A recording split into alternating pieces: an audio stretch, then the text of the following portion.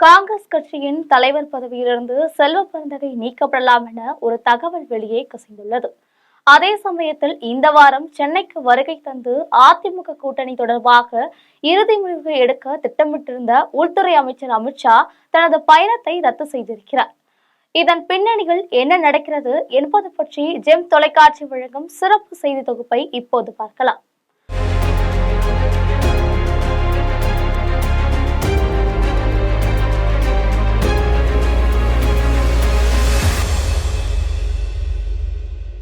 தமிழ்நாட்டில் வருகின்ற 2026ஆம் ஆண்டு சட்டமன்ற தேர்தல் நடைபெறுகிறது.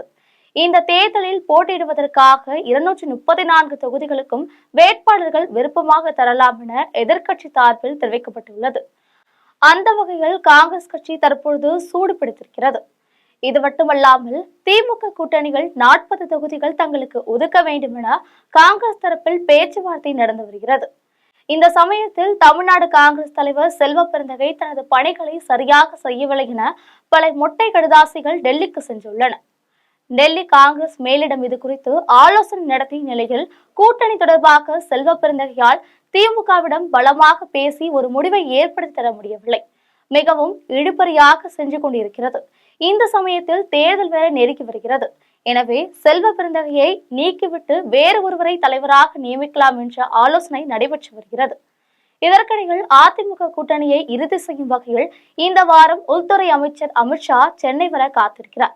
தற்பொழுது அவரது வருகை தள்ளி வைக்கப்பட்டிருக்கிறது. பதிலுக்கு தமிழ்நாடு பாஜக தலைவர் நைனா நாகேந்திரனை உள்துறை அமைச்சர் அமித்ஷா டெல்லிக்கு அழைத்திருக்கிறார். ஏற்கனவே பன்னீர்செல்வம், அண்ணாமலை ஆகியோரை டெல்லிக்கு வரவழைத்து பேச்சுவார்த்தை நடத்தி அமித்ஷா தற்போது நைனா நாகேந்திரனுக்கு அழைப்பு விடுத்திருக்கிறார். இதற்கிடையே நைனா நாகேந்திரன் எடப்பாடி பழனிசாமியை சந்தித்து சுமார் 1 மணி நேரத்திற்கு மேலாக பேச்சுவார்த்தை நடத்தியிருக்கிறார். எடப்பாடி பழனிசாமி வீட்டில் நடைபெற்ற இந்த பேச்சுவார்த்தையில் சில முக்கிய முடிவுகள் எடுக்கப்பட்டதாக தெரிகிறது. இந்த பேச்சுவார்த்தை முடிந்த பிறகுதான் நைனா நாகேந்திரன் டெல்லிக்கு அழைக்கப்பட்டிருக்கிறார். இத்தொடர்பாக நைனா நாகேந்திரன் வருகின்ற 14ஆம் தேதி டெல்லி செல்கிறார். இதற்கிடையே பாட்டாளி மக்கள் கட்சி சார்பில் தேர்தலில் போட்டியிட வேட்பாளர்கள் விருப்பமனு செய்யலாம் என அன்புமணி அறிவித்துள்ளார். வருகின்ற 14ஆம் தேதி முதல் டிசம்பர் மாதம் 20ஆம் தேதி வரை பாமகவினர் விருப்ப மனுக்களை பெற்றுக் கொள்ளலாம். பூர்த்தி செய்த விண்ணப்பங்களை பனையூர் அலுவலகத்தில் சமர்ப்பிக்க வேண்டும் என தெரிவித்துள்ளார். இதற்கிடையே வருகின்ற 17ஆம் தேதி பாட்டாளி மக்கள் கட்சி சார்பில் சாதிவாரி கணக்கெடுப்பு குறித்து சென்னையில் போராட்டம் நடைபெறுகிறது. இந்த போராட்டம் தொடர்பாக அன்புமணி சார்பில் அழைப்பு கடிதத்தை வழக்கறிஞர் கே பாலு மற்றும் பாட்டாளி மக்கள் கட்சியினர் பனையூர் சென்று தமிழக வெற்றி கழகம் பொதுச் செயலாளர் புசி ஆனந்திடம் வழங்கியுள்ளனர். இதனால் பாமக நடத்தும் போராட்டத்தில் தமிழக வெற்றி கழகம் இணையுமா என்ற கேள்வி எழுந்துள்ளது. இந்த போராட்டத்தில் கலந்து கொள்வதற்கு திமுக தவிர அனைத்து கட்சிகளுக்கும் அன்புமணி கடிதம் எழுதியிருக்கிறார். இதற்கிடையே தமிழக வெற்றி கழக மாவட்ட செயலாளர் கூட்டம் சென்னையில் நடைபெற்றது. இந்த கூட்டத்தில் 4 தீர்மானங்கள் நிறைவேற்றப்பட்டன.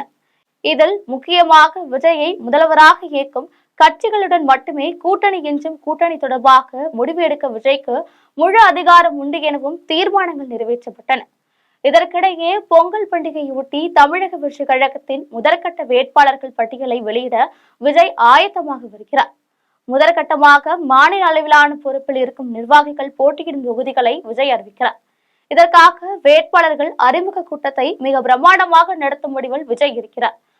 அதேபோல் இனி பிரச்சார பயணங்களை மேற்கொள்ளும் பொழுது அந்தந்த மாவட்ட செயலாளர்களையும் அருகில் வைத்துக் கொள்ள முடிவு எடுக்கப்பட்டு இருக்கிறது. இதன் மூலமாக வேட்பாளர்கள் மற்றும் மாவட்ட செயலாளர்கள் மக்கள் மத்தியில் பிரபலமானவர்கள் என விஜய் கருதுகிறார். இது போன்ற பரபரப்பான அரசியல் பின்னணி செய்திகளை அறிந்து கொள்ள ஜெம் தொலைக்காட்சியுடன் எப்பொழுதும் தொடர்பில் இருங்கள். நன்றி, வணக்கம்.